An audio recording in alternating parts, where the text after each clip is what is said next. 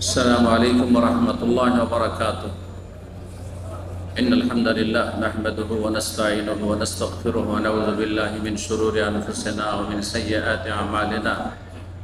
من يهده الله فلا مضل له ومن يضلل فلا هادي له. وأشهد أن لا إله إلا الله وحده لا شريك له وأشهد أن محمدا عبده ورسوله صلى الله تعالى عليه وعلى آله وصحبه وسلم تسليما كثيرا. أما بعد، أعوذ بالله من الشيطان الرجيم وإنك لعلى خلق عظيم.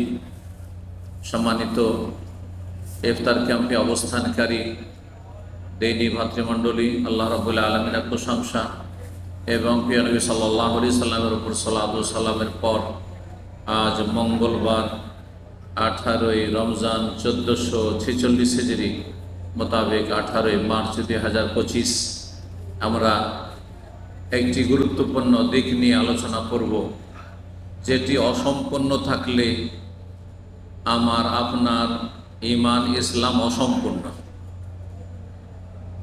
যেটি দ্বীন ইসলামের অত্যন্ত একটি গুরুত্বপূর্ণ দিক, যেই ক্ষেত্রে অনেকেই অবহেলা করে থাকেন অথবা বেপরোয়া জীবনযাপন করেন, আর তা হচ্ছে চরিত্র গঠন, আখলাক চরিত্র। ইসলাম হচ্ছে তিনটি দিকের নাম। আজকে ভালো করে শুনে রাখেন, যারা প্রাথমিক অবস্থায় ইসলামের আছেন, আর বেশিরভাগই প্রাথমিক অবস্থায়, যারা কিছু শিখেছেন তারাও ইসলামকে সীমিত আকারে শিখেছেন।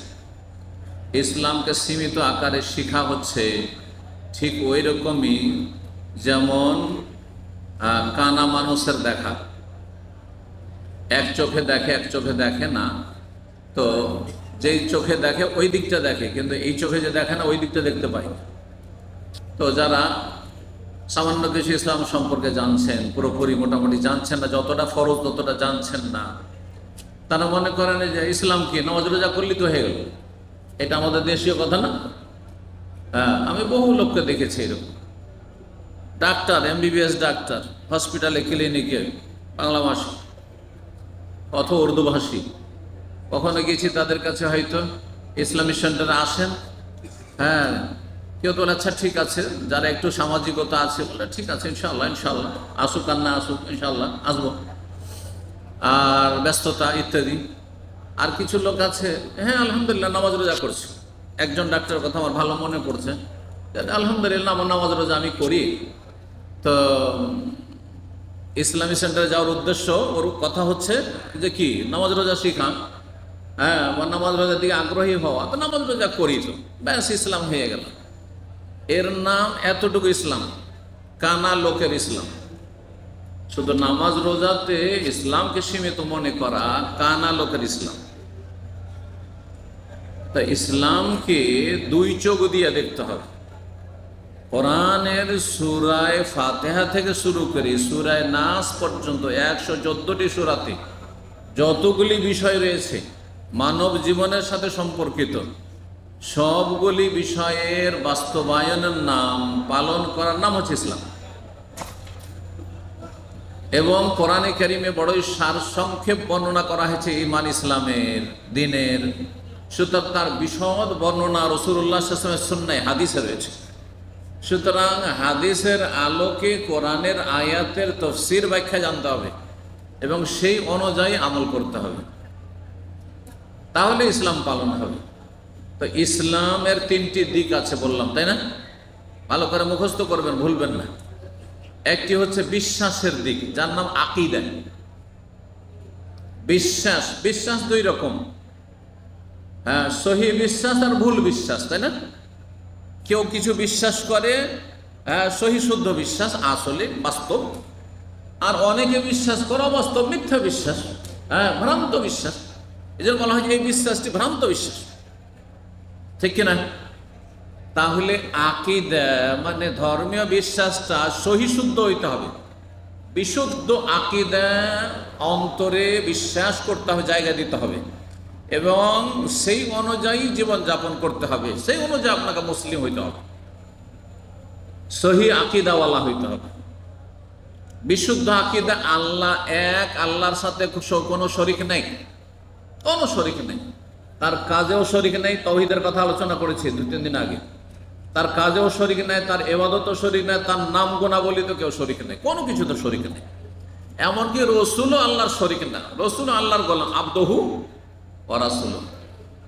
কি শাহাদাত দিচ্ছেন? কালেমা শাহাদাত, ওয়া আশহাদু আন্না মুহাম্মাদান আবদুহু ওয়া রাসূলুহু। আমি সাক্ষী দিচ্ছি যে মুহাম্মদ সাল্লাল্লাহু আলাইহি ওয়াসাল্লাম আল্লাহর বান্দা, আমি আল্লাহর বান্দা, নবী আল্লাহর বান্দা। কিন্তু যেমন আপনার ঘর আর মক্কার কাবা ঘর যেমন পার্থক্য রয়েছে, তেমনি আমি আল্লাহর বান্দা আর নবীও আল্লাহর বান্দা, পার্থক্য আছে। নবী আল্লাহর বান্দা মানে আমার সমান হয়ে গেল না বান্দা করলে, বুঝছেন? হ্যাঁ, যেমন আপনার ঘর আর কাবা ঘর সমান নয়, আপনার বাড়ি আর ইফতার ক্যাম্প আর মসজিদ সমান নয়, ঠিক তেমনি আপনিও মানুষ, আমিও মানুষ। কিন্তু একজন আলেম আর একজন সাধারণ মানুষ সমান নয়, ঠিক ওই রকমই। যেমন একটা মসজিদ, হ্যাঁ, একটা ইসলামিক প্রতিষ্ঠান আর একটা দুনিয়ার এমনি ঘর, আড্ডা দেওয়ার ঘর, সমান নয়। কুল হাল ইয়াস্তাবিল্লাযিনা ইয়ালামুনা ওয়াল্লাযিনা লা ইয়ালামুন। হে নবী বলে দাও, যারা জানে, জ্ঞানী আলেম, আর যারা জানেন না, সমান হইতে পারে? যেমন রাত দিন সমান হয় না, আলো অন্ধকার সমান হয় না, হ্যাঁ, আর তারপরে আপনার রৌদ্র আর ছায়া সমান হয় না, এইভাবে আল্লাহ বুঝিয়েছে। তো বলছিলাম সহি আকীদা আল্লাহ সম্পর্কে হচ্ছে এটি। সহি আকীদা হচ্ছে আল্লাহ কোথায় আছেন? আল্লাহ সমস্ত সৃষ্টির মধ্যে আছেন, সব জায়গায়, না সৃষ্টির ঊর্ধ্বে আছেন? সৃষ্টির ঊর্ধ্বে আছেন, সৃষ্টির সাথে মোটেই মিশে নেই। সমস্ত সৃষ্টির ঊর্ধ্বে, সমস্ত সৃষ্টি 7 আসমান পর্যন্ত, আরশ আল্লাহর সৃষ্টি, কুরসি আল্লাহর সৃষ্টি, আরশ কুরসি 7 আসমানের ওপর, তার উপরে আল্লাহ রাব্বুল আলামিন, তার আরশ। এটা হচ্ছে সহি আকীদা। আর ভ্রান্ত আকীদা হচ্ছে যে আল্লাহ সর্বত্র বিরাজমান, কুফরি আকীদা। এই বিশ্বাস ইসলামের নামে রেখে কখনো জান্নাত পাবেন না। আপনি জান্নাতের পথই ধরেননি, আপনি যাবেন মক্কা, ধরেছেন বাহরাইনের রাস্তা, তো কিয়ামত পর্যন্ত আপনি মক্কা পৌঁছতে পারবেন না যতক্ষণ ইউটার্ন করে রাস্তা সোজা না করবে। যারা বলে আল্লাহ সব জায়গায় বিরাজমান, জান্নাতের রাস্তায় ধরেনি ও। যারা বলে যে আল্লাহ তার দফতর কাজগুলি গস কুতুব ওলি আউলিয়াকে ভাগ বন্টন করে দিয়ে দিয়েছে, তারা জান্নাতের রাস্তায় ধরেনি, ওরা আসলে জাহান্নামের রাস্তায় আছে। সুতরাং যত যাবে তত আল্লাহ থেকে দূরে হয়ে যাবে, এই শিরকের কথা না বাড়িয়ে, আকীদার যেহেতু আজকে আলোচনা নয়, আকীদার গুরুত্ব দেখানোর জন্য একটা দিক হচ্ছে ইসলামের আকীদা কি? বিশ্বাস। বিশ্বাস সহি হইতে হবে। আমাদের দেশে ভ্রান্ত বিশ্বাসের শেষ নেই। এমন বিশ্বাস রাখে, উদ্ভট উদ্ভট ভ্রান্ত বিশ্বাস রাখে যে একটা গণ্ড মূর্খরও উচিত নয়, ওর বিবেকও বাধা দিবে। আচ্ছা, নবীর নাম বিনা উযুতে নিলে ক্ষয়ক্ষতি হবে? নবীর নাম যদি মুহাম্মদ কেউ বলে, রাসূলুল্লাহ সাল্লাল্লাহু আলাইহি সাল্লাম দুরূদ পাঠ করে বিনা উযুতে, ক্ষয়ক্ষতি হবে? এটাই বিশ্বাস না? কারণ কোনো জায়গায় শোনেননি কোন বেদাতি মোল্লা বলেন নবীর নাম কিন্তু বিনা উযুতে না যাবে না, কেউ বলেনি। কিন্তু বড় পীর আব্দুল কাদের জিলানীর নাম যদি বিনা উযুতে নেন তো কি হবে? হ্যাঁ, পশম পড়ে যাবে। আবার কয়টা ভেঙে পড়বে? কয়টা? 2.5টা পশম পড়বে। এটা কোনো গণ্ডমূর্খরও বিশ্বাস, এটা মুসলিম আরে হিন্দুরও বিশ্বাস হইতে পারে না। ওকে তো আল্লাহ বিবেক দিয়েছে। ইহুদি নাসারার বিশ্বাস হইতে পারে না, যত বড় ইসলামের দুশ্মন হোক না কেন। নাস্তিক ওই কথা বিশ্বাস করবে না। কি করে একজন মুসলিম ধর্মের নামে কথা বিশ্বাস করছে? আব্দুল কাদের জিলানী একজন আলেম ছিলেন যুগের, যেমন আজকালকার বড় বড় আলেম স্কলার রয়েছে, এর বেশি তিনি কিছুই ছিলেন না। তিনি নবীও ছিলেন না, তার হাতে কোনো ক্ষমতাও ছিল না, নবীর হাতেই দুনিয়ার কোনো ক্ষমতা ছিল না, তো জিলানীর হাতে কিসের ক্ষমতা থাকবে? জিলানীর অনেক আগে আবু হানিফা, শাফি, মালিক, আহমদ এসেছেন। আবু হানিফা সম্পর্কে কেন আপনার আকিদা? আপনি তো হানাফি বলছেন যে আমরা হানাফি মযহাবের লোক, তো আবু হানিফার নাম বিনা উযুতে নিলে ক্ষতি হবে, এটা কেন বিশ্বাস করেন না আপনি? কারণ এখানে শয়তান আপনাকে নিয়ে খেলা করেনি, কিন্তু জিলানীর ক্ষেত্রে শয়তান আপনাকে নিয়ে খেলা করে জাহান্নামের দিকে নিয়ে গেছে। ভালো করে বুঝেন কিন্তু কথাগুলো। তওবা করে ফিরে আসেন। এলেম শিখতে হবে, শুধু নামাজ রোজা। হ্যাঁ, হুজুর নামাজ রোজা করি, আসেন ইসলামিক সেন্টারে। আমাদের ছাত্র ভাইয়ের অনেকে এসে বলে, একজনকে ইসলামিক সেন্টার ডাকলাম, বলছে কী হবে, নামাজের কথাই তো বলবে না। মনে হচ্ছে নামাজ ছাড়া আর ইসলামের কিছু নেই, অথচ তার আকীদাই গায়েব। হ্যাঁ, তার মূলই নেই, তার ফাউন্ডেশনই নেই, তার গাছের শিকড়ই নেই। আর্টিফিশিয়াল গাছ, আর্টিফিশিয়াল ইসলাম, কৃত্রিম ইসলাম। আল্লাহ হেফাজত করুন। একটা দিক আকীদা, এটা অত্যন্ত, আকীদা না থাকলে কোনো কিছু দিয়ে ফায়দা হবে না। আগে সহি আকীদা, ভ্রান্ত আকীদাকে উপড়ে ফেলতে হবে, মুছে ফেলতে হবে। যেমন জমি থেকে ঘাস নেড়িয়ে সাফ করে চাষিরা ফেলে, তারপরে ফসল হয়, না আর কোনোদিনই ফসল হবে না। 2 নম্বর, ইবাদত বন্দেগী। কি ইসলামের দ্বিতীয় গুরুত্বপূর্ণ দিক হচ্ছে ইবাদত, ফরজ আর সুন্নাত। ফরজটা করতেই হবে। এখন আসবে নামাজের পাল্লা, ইবাদতের নামাজ থাকতেই হবে, রোজা রমজানের থাকতেই হবে, যাকাত ফরজ বছরে একবার থাকতেই হবে, হ্যাঁ হজ জীবনে একবার থাকতেই হবে। আরো ইবাদত বন্দেগী যেগুলো ফরজ দায়িত্ব আছে, যদি ইবাদত থাকে সেগুলো করতে হবে। তার ইবাদতের দিক হয়ে গেল, দুটো দিক হলো। 3 নম্বর হচ্ছে আখলাক, চরিত্র আর লেনদেন। আখলাক চরিত্রের মধ্যে হচ্ছে আখলাক ও মুআমালাত। আরবিতে আখলাক মানে চরিত্র, আর মুআমালাত মানে আদান প্রদান, লেনদেন, ব্যবসা বাণিজ্য ইসলামের আলোকে হইতে হবে। বিবাহ শাদী তালাক, হ্যাঁ ইসলামের আলোকে হইতে হবে। ঘর ভাড়া নেবেন, ভাড়া দেবেন, হ্যাঁ কারো সাথে পার্টনারশিপে কিছু করবেন, হ্যাঁ ইসলামের আলোকে হইতে হবে। যে কোনো রকমের আদান প্রদান, আখলাক চরিত্র, আচার আচরণ, হ্যাঁ চলাফেরা একজন মানুষের আরেকজন মানুষের সাথে হইতে হবে ইসলামের আলোকে, খেয়াল খুশি না। যেমন অমুসলিমদের কাছেও তো চরিত্র আছে, তারাও তো অ্যাক্টিং করে কিছু চরিত্র দেখায়, কিন্তু তারা আল্লাহ সন্তুষ্টির জন্য ভালো চরিত্র দেখায় না। অমুসলিম অফিসাররা মুসলিম অফিসার চাইতে বেশি হেসে কথা বলে। আমি ইউরোপে গিয়ে দেখেছি, আমার মতো লোক যুবকরা আছে, আমার সাথে হাসি মুখে, হ্যাঁ আমার ইমিগ্রেশন অফিসার কথা বলছে, এই দাড়ি নিয়ে আর এই জুব্বা নিয়ে। কিন্তু কিসের জন্য? এটা তার মানবতা। কি এটা? এটা তার ইনস্ট্রাকশন, শিক্ষা দেওয়া হয়েছে যে তুমি একজন অফিসার, তুমি দেশের ভাবমূর্তি নষ্ট করবে না, হ্যাঁ ভালো আচরণ করবে মানুষের সাথে। কথা বোঝা গেছে না? দুনিয়ার জন্য, সবগুলি কিন্তু দুনিয়া।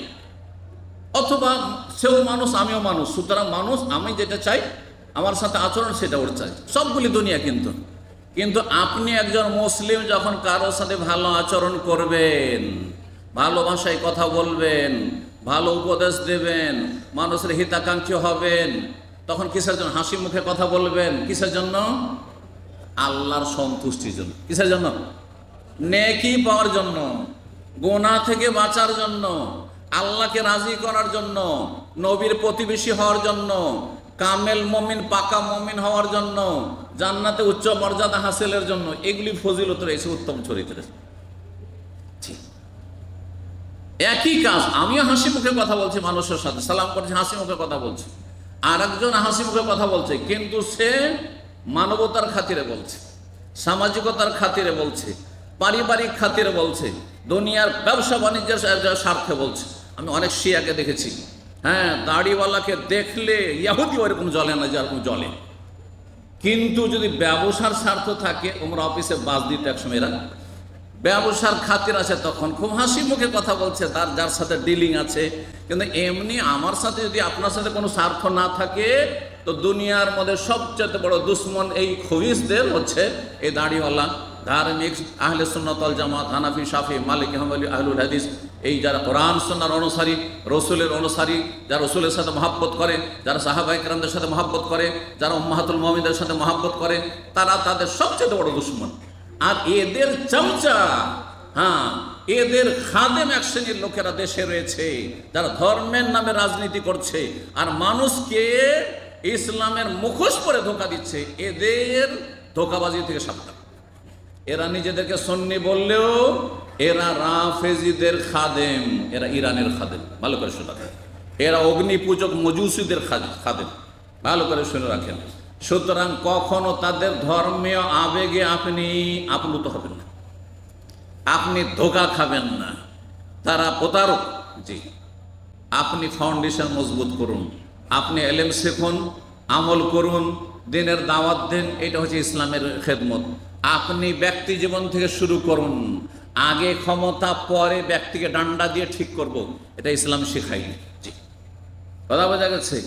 আমাদের জন্য আদর্শ মক্কা মদিনা হইতে পারে, মদিনার ইসলাম আমাদের জন্য আদর্শ, আমাদের জন্য ইরান আদর্শ নয়, সেখানকার বিপ্লব আদর্শ নয়, সেখানকার আন্দোলন আমাদের জন্য আদর্শ নয়, সেখানকার নারীরা আমাদের জন্য রাস্তায় নেমে গেছে, সুতরাং আমরা নারীদেরকে নামিয়ে দেবো বোরকা পরে মিছিল করতে আর বিক্ষোভ করতে, এটা ইসলাম নয়।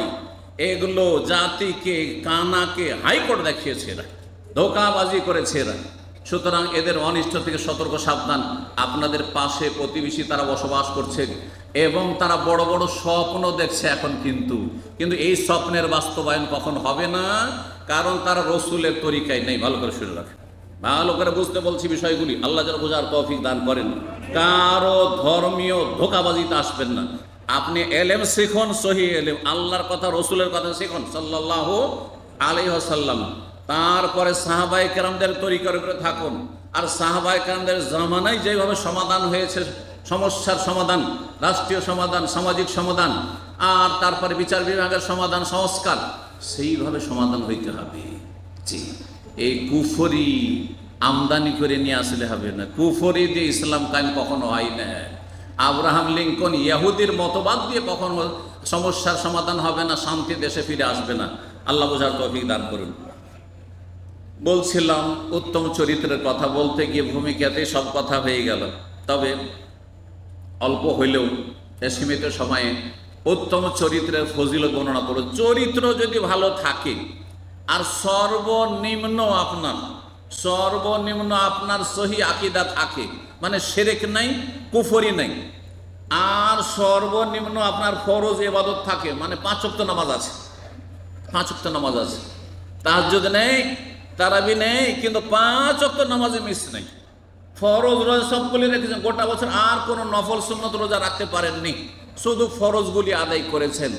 আখলাক চরিত্র ভালো থাকলে জান্নাত পাবেন। আর যদি আখলাক চরিত্র ভালো না থাকে আর পাহাড় সমান যদি ইবাদত বন্দেগী থাকে, নফল আর ফরজ, ওই দিয়ে শুধু জান্নাত পাওয়া যাবে না, এত গুরুত্বপূর্ণ। মুসনাদ আহমদ একটি হাদিস রয়েছে, সেই হাদিসটি আপনাদের সামনে বলি। নবী সাল্লাল্লাহু আলাইহি ওয়াসাল্লামের সামনে জনৈক সাহাবী আসলেন, আসার পরে বলে, ইয়া রাসূলুল্লাহ, মদিনায় 2 জন মহিলা আছে, 2 জন মহিলা এমন আছে, তাদের একজন হচ্ছে তুকসিরু মিন সালাতিহা ওয়া সিয়ামিহা ওয়া সাদাকাতিহা, একজন মহিলা অনেক বেশি নামাজ পড়ে, নফল নামাজ সবসময় নফলে লেগে আছে, ফরজ তো পড়ে চাস্তের নামাজ আর আপনার ওই তাহাজ্জুদের নামাজ লেগে আছে, নফল নামাজ সুন্নত নামাজ লেগে আছে, রোজা নফল রোজা রাখে, সোমবার বৃহস্পতিবার রোজা খুব বেশি রোজা রাখে, আর সাদাকা দান সাদকা খুব বেশি দান সাদকা করে, সবসময় দান সাদকা করে, প্রতিদিন দান সাদকা করে। ওয়ালা কিন্তু জিরানাহা বিলিসানিহা, তবে সে প্রতিবেশীকে তার জবান দিয়ে, ভাষা দিয়ে কষ্ট দিয়ে থাকে।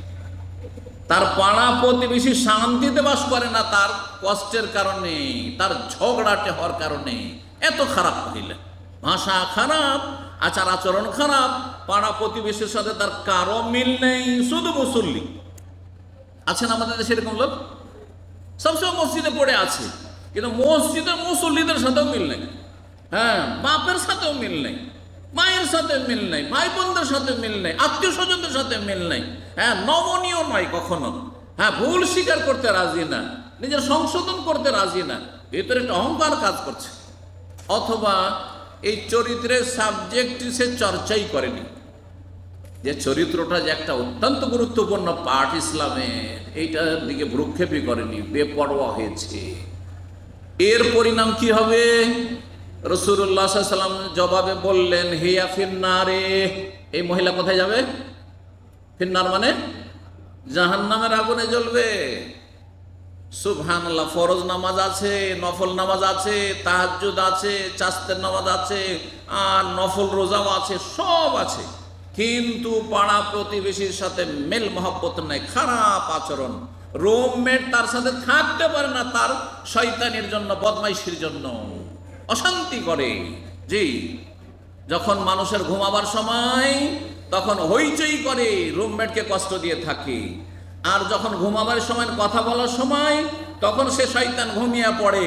আর যদি তাকে বলে ভাই এই সময়টা তো ভাই ঘুমাবার সময়, তখন ঝগড়া লাগিয়ে দেয়, মারামারি লাগিয়ে দেয়। কথা বলতে পেরেছেন? সামান্য একটু এসি চালাবো না নিয়ে করে মারামারি ফাটাফাটি শুরু করে দিল। হ্যাঁ, লাইট কেন জ্বালালে, মারামারি শুরু করে দিল, ঝগড়া শুরু করে দিল। এই যে বদ চরিত্রের লোকেরা রয়েছে প্রবাসের জীবনে যারা আছেন আর রুমমেটদের সাথে শেয়ার করে থাকছেন, তারা ভুক্তভোগী। আর বিশেষ করে নামাজিরা তো ভুক্তভোগী। বেনামাজির পাল, এর মাঝে একজন দুইজন নামাজি যদি থাকে, আরে আস্তে করে কোন উপরে লাইটটাও জ্বালাই না, ফজরের নামাজে যাচ্ছে, দরজাটা একটু করে খুলেছে আর লাফ দিয়ে উঠে যাচ্ছে, এই বদ প্রকৃতির লোকেরা। হ্যাঁ, আমাদের ঘুম ডিস্টার্ব করছো তুমি, খবরদার আমার রুমে থাকতে পাবে না, চলে যাও, যেখানে ইচ্ছা সেখানে চলে যাও। আউযুবিল্লাহ। আমাদের একদিনই ভাই এসে বলছে, নামাজি ভাই, সে নতুন ছেলে, এসে বলছে শায়েখ সব বেনামাজি ছিল। তো আমি ভাবলাম যে আমার তো নসিহা করা দরকার, একটু উপদেশ দেওয়া দরকার। তা আমি বললাম যে ভাই আপনার নামাজ পড়েন, আপনারা সবাই মুসলমান, তো আপনার নামাজ পড়েন। এই কথা বলেছি সিকো মার্কেটে, এইখানকার ঘটনা না, যেমনই বলেছি, বলছে যা বললে আর জীবনে এই কথা বলবে না। হ্যাঁ, এই কথা বললে খবর আছে। সুবহানাল্লাহ, যেন কত বড় অপরাধ করে দিচ্ছে। এরা তো ইবলিস শয়তানকে হারিয়ে দিবে, আর ইবলিস শয়তানের আগে চলবে এরা। কথা বুঝতে পেরেছেন? এদের অনিষ্ট থেকে জাতিকে, সমাজকে, পরিবারকে আল্লাহ যেন হেফাজতে রাখেন এবং এদেরকে আল্লাহ হেদায়েত নসিব করেন। আর না হলে এদের অনিষ্ট দিয়ে, এদের শয়তানি দিয়ে এদেরকে আল্লাহ ধ্বংস করে নির্মূল করেন। জি, বলছিলাম চরিত্র অত্যন্ত গুরুত্বপূর্ণ জিনিস। আর এক মহিলার কথা তখন ওই সাহাবী জিজ্ঞাসা করলো, ইয়া রাসূলুল্লাহ, আরেকজন মহিলা আছে বেশি নামাজ পড়ে না, শুধু ফরজটা পড়ে, রোজা রমজান মাসে শুধু রোজা রাখে, আর কোন মুহররমে রোজা নেই, জিলহজে নেই, কিচ্ছু নেই, ওইসব রোজা টোজা নেই, নফল রোজা নেই, শুধু ফরজ রোজা রাখে। আর কোন রকম জাকাত দেয় বা অভাবে জাকাতও নেই, আর সাদকাও নেই, ও দান সাদকাও নেই, দান সাদকা জীবনে করতে দেখি না। কিন্তু ওয়ালাকিন লা তুজি জিরানাহু বিলিসান, কখনো কোনো মানুষকে কষ্ট দেয় না, কোনো মহিলাকে, কোনো পুরুষকে, কোনো পাড়া প্রতিবেশীকে কখনো জীবনে জবান দ্বারা, কথার দ্বারা, কাজ দ্বারা কষ্ট দেয়নি। সবার সাথে তার মিল মহব্বত রয়েছে এবং সবার সাথে ভালো আচরণে চলাফেরা করে। রাসূলুল্লাহ সাল্লাল্লাহু আলাইহি ওয়াসাল্লাম বললেন ওই মহিলা সম্পর্কে, হিয়া ফিল জান্নাতে, সে জান্নাতে যাবে। আল্লাহু আকবার, সে জান্নাতে যাবে। এই জন্য চরিত্র ভালো রাখবেন। ঠিক, চরিত্র ভালো কোনটি? অল্প সময়ে এক কথাতে বোঝাবেন, আপনি যেটা ভালোবাসেন অন্যের তরফ থেকে, সেটাই আপনি অন্যের সাথে আচরণ করবেন। আমার সাথে যেই আচরণ করলে আমি খুশি হব যে আপনারা আমার সাথে ওইভাবে দেখা সাক্ষাৎ করেন আর চলাফেরা করেন, ঠিক ওই রকমই আপনাদের সাথে আমিও চলাফেরা করব। চরিত্রের ব্যাপক আলোচনার প্রয়োজন রয়েছে, চরিত্রের ব্যাপক দিক রয়েছে, বিভিন্ন দিক রয়েছে। কথার দ্বারা মানুষের সাথে ভালো আচরণ করা, কাজের দ্বারা ভালো আচরণ করা, অন্তর থেকে হিতাকাঙ্ক্ষী হয়ে, দরদি হয়ে, ব্যথিত মানুষের ব্যথায় ব্যথিত হয়ে, আর আনন্দিত মানুষের আনন্দে শরিক হয়ে ভালো চরিত্র। মানুষ খুশি, হ্যাঁ, আপনার একটা খুশির খবর, আমিও তাতে খুশি, আপনার প্রতিবেশী হিসাবে, পরিচিত হিসাবে। আপনার ব্যথা হয়েছে, কষ্ট হয়েছে, শোক নেমে এসেছে, আমি আপনার শোকে আপনার সাথে সমবেদনা জানাচ্ছি, আমিও যেন ব্যথিত আপনার সাথে। এই নয় যে আপনার শোক চলছে আর আমার আমোদ ফুর্তি চলছে, এইটা নয়। হ্যাঁ, আমি যেমন চাই যে আমার সাথে মানুষ এসে হাসি মুখে কথা বলুক, আমিও হাসি মুখে কথা বলবো। আমি চাই যে আমার সাথে সবাই সত্য কথা বলুক, আমিও সবার সাথে সত্য কথা বলবো। আমি চাই আমার সাথে ন্যায় নীতি অবলম্বন করুক, মানুষ ইনসাফ করুক, সুবিচার করুক, আমিও মানুষের সাথে ন্যায় নীতি অবলম্বন করব। আমি চাই আমার সাথে আমানতে যেন খেয়ানত না করে, কেউ ধার বাকি নিয়ে যেন আপনার ঢিলামি না করে, আর এরকম বদমাইশি না করে, হ্যাঁ, টালবাহানা না করে। আমিও সেই রকম মানুষের সাথে আচরণ করব। এই নয় আমার টাকাটা তো নগদ চাই, আমার হকটা তো ন্যায্য চাই, কিন্তু আমি মানুষের সাথে ইনসাফ করতে জানি না, আমানত রক্ষা করতে, এমনটা যেন না হয়। আল্লাহ যেন বুঝার তৌফিক দান করেন। সবচেয়ে বড় চরিত্রবান ব্যক্তিকে বলতে পারেন, সবচাইতে বড় চরিত্রবান ব্যক্তি আল্লাহ স্বয়ং সার্টিফিকেট দিয়েছেন কে? মুহাম্মদ রাসূলুল্লাহ সাল্লাল্লাহু আলাইহি ওয়াসাল্লাম। সূরা কালামে আল্লাহ বলছেন আয়াত নম্বর 4, ওয়া ইন্নাকা লাআলা খুলুকিন আযীম, হে নবী নিঃসন্দেহে, এতে কোনো সন্দেহ নেই যে আপনি মহান চরিত্রের অধিকারী। খুলুকিন আযীম, আযীম মানে মহান, আর খুলুক মানে চরিত্র। আপনি মহান চরিত্রের অধিকারী। তো নবী সাল্লাল্লাহু আলাইহি ওয়াসাল্লামের চরিত্র কি ছিল? এক কথাই শুনে নেন, যেটা সহজ হবে আপনার জন্য আমার জন্য। মা আয়েশা রাদিয়াল্লাহু তাআলা আনহাকে কিছু মহিলারা জিজ্ঞাসা করছেন যে কাইফা কানা খুলুক রাসূলিল্লাহ সাল্লাল্লাহু আলাইহি ওয়াসাল্লাম। তার বাড়ির মানুষ বেশি জানে। দেখেন এইখানে আমি কতক্ষণ থাকছি, 1-2 ঘন্টা থাকছি। তো 1-2 ঘন্টায় যতটা জানা ততটাই না জানবেন, তার বেশি তো জানবেন না। অফিসে ধরেন একজন 8 ঘন্টা থাকে, 8 ঘন্টায় আপনি অ্যাক্টিং করছেন, অভিনয় করছেন আপনি, আর মানুষের সাথে ভালো চলার চেষ্টা করছেন, একটু সুনাম নেওয়ার চেষ্টা করছেন, আপনি আইডিয়াল ওয়ার্কার হওয়ার চেষ্টা করছেন আপনি, হ্যাঁ। কিন্তু আপনার আসল চেহারাটা ফুটে উঠবে কোথায়? আপনার স্ত্রীর সামনে 24 ঘন্টা যেখানে থাকছেন আপনি, আপনার ছেলে মেয়ের সামনে আসল চেহারাটা ফুটে উঠবে। আপনার আকীদা কেমন, আপনার আখলাক কেমন, আপনার চরিত্র কেমন, আপনার আদান প্রদান কেমন, স্বামী স্ত্রীর সম্পর্ক কেমন, ছেলে মেয়েদের সাথে সম্পর্ক কেমন, বাপ মার সাথে সম্পর্ক কেমন, আর আপনার অন্তরটা কেমন, আপনার মন মানসিকতা কেমন, সব আপনার স্ত্রী, আপনার ছেলে মেয়েরা সবচেয়ে বেশি জানছে আল্লাহর পরে। মা আয়েশা রাদিয়াল্লাহু তাআলা আনহাকে জিজ্ঞাসা করা হয়, কেন জিজ্ঞাসা করা হলো? যে স্ত্রী বেশি খবর রাখে স্বামী সম্পর্কে। তখন তিনি বললেন কানা খুলুকুহু সাল্লাল্লাহু আলাইহি ওয়াসাল্লাম আল কোরআন। নবী সাল্লাল্লাহু আলাইহি ওয়াসাল্লামের চরিত্র ছিল আল কোরআন। নবীর চরিত্র ছিল কোরআনের বাস্তবায়ন করা। কোরআনে যা আছে এটা হচ্ছে আপনার পড়ার জন্য, পড়ছেন যে কোরআনেই আছে। ওয়াকুলু লিন-নাসি হুসনা, মানুষের সাথে ভালো কথা বলো। ফাবিমা রাহমাতিম মিনাল্লাহি লিনতা লাহুম, মানুষের সাথে নম্র আচরণ তুমি করো হে নবী, সেই জন্য মানুষ তোমাকে ভালোবাসে। তুমি যদি কর্কশ ভাষী হইতে, ওয়ালাউ কুনতা ফাজ্জান গালিজাল কলবে, তুমি যদি নিষ্ঠুর হইতে, তুমি যদি পাষণ্ড হইতে, আর তুমি যদি দয়া মায়া না করতে, তো লানফাদ্দু মিন হাওলিক, লোকেরা কেটে পড়তো, পালিয়ে যেত। কিন্তু মানুষ আপনার দিকে ঘনিয়ে আসছে, ছুটে আসছে। কিসের জন্য? আপনার উত্তম চরিত্রে আকৃষ্ট হয়ে। রাসূলুল্লাহ সাল্লাল্লাহু আলাইহি ওয়াসাল্লামের চরিত্র ছিল কোরআনের বাস্তবায়ন। কোরআনে যা দেখছেন, পড়ছেন, নবী সাল্লাল্লাহু আলাইহি ওয়াসাল্লামের জীবনে প্রত্যেকটি আমল পাবেন আপনি, প্রত্যেকটি আখলাক চরিত্র পাবেন। চরিত্র শুধু মানুষের সাথে নাই, এটা একটা দিক অত্যন্ত জরুরি। অনেকের চরিত্র মানুষের সাথে ভালো, কিন্তু মানুষের মালিক আল্লাহ রব্বুল আলামিনের সাথে তার চরিত্র খারাপ, সে আবার চরিত্রবান হইল নাকি? বাপ যদি জন্ম দিয়ে এতটা অধিকার রাখে, মা যদি 10 মাস পেটে রেখে এত অধিকার, এত হক রাখে, বড় ভাই বোনেরা কোলে পিঠে করে মানুষ করার জন্য এত বেশি হক রাখে, তাই না? খালা ফুফুরা এত বেশি হক রাখে, তাহলে যিনি আমাকে সৃষ্টি করেছেন, একবারে তুচ্ছ ঘৃণিত পানি থেকে আপনাকে সৃষ্টি করেছেন, আমাকে সৃষ্টি করেছেন, এবং এই রকম আল্লাহ বুঝ দান করেছেন, শক্তিশালী করেছেন, এবং কত নিয়ামত দিয়েছেন, ভিতরে নিয়ামত, বাইরে নিয়ামত, চারিদিকে নিয়ামতে সব আল্লাহ দিয়েছেন। তার সাথে ভালো সম্পর্ক হইতে হবে না? তার সাথে আচরণটা ভালো হইতে হবে না? সেটাই হচ্ছে সহি আকীদা, আর সেটাই হচ্ছে বিশুদ্ধ ইবাদত, পূর্ণরূপে ইবাদত, সুন্দর করে ইবাদত বন্দেগী করা। এই জন্য রাসূলুল্লাহ সাল্লাল্লাহু আলাইহি ওয়াসাল্লাম দোয়া করতেন, আল্লাহুম্মা আইন্নি আলা যিকরিকা ওয়া শুকরিকা ওয়া হুসনে ইবাদাতিকা, হে আল্লাহ আমাকে সাহায্য করুন, আলা যিকরিকা, সব সময় তোমাকে স্মরণ রাখার। আপনি যদি আপনার বন্ধুকে ভুলে যান, 1 সপ্তাহ যোগাযোগ না করে, যার সাথে ডেলি যোগাযোগ করছিলেন, মনটা তার খারাপ হয়ে যাবে। সে ভুল বুঝবে আপনাকে যে কি ভুলে গেছো। আর আপনি ওই সপ্তাহে জুমা পড়া মুসলমান, হ্যাঁ, জুমা পড়া মুসলমান, যেই সময় আল্লাহর পক্ষ থেকে আল্লাহর হুকুমে ডাক দিচ্ছে মুয়াজ্জিন ফজরের নামাজে, জোহরে, আসরে, মাগরিবে, এশায়, আর সেই সময় আপনি ঘরে আড্ডা দিচ্ছেন, না ঘুমাচ্ছেন, আল্লাহর সাথে আপনার সম্পর্ক ভালো? কখনো সম্পর্ক ভালো না। এই জন্য আগে রবের সাথে চরিত্রবান হইতে হবে, আর সেটা সহি আকীদার মাধ্যমে, শিরক বিদআত পরিত্যাগ করার মাধ্যমে, আর বিশুদ্ধ পূর্ণ ইবাদত হইতে হবে।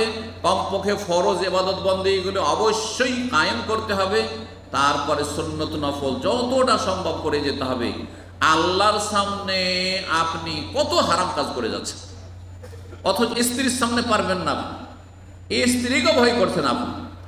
স্ত্রীর সামনে কোনো মহিলার সাথে টেলিফোনে কথা বলতে পারবেন যদি স্ত্রী স্ট্রং থাকে, অত স্ত্রীর ভাই বেরাদর আত্মীয় স্বজন বংশ যদি জাঁদরেল থাকে, হ্যাঁ একেবারে ভালো করে সাইজ করে দিও আপনাকে ভয় থাকে, স্ত্রীর সামনে একটা টেলিফোন করতে পারবেন? হ্যাঁ, কখনো পারবেন না।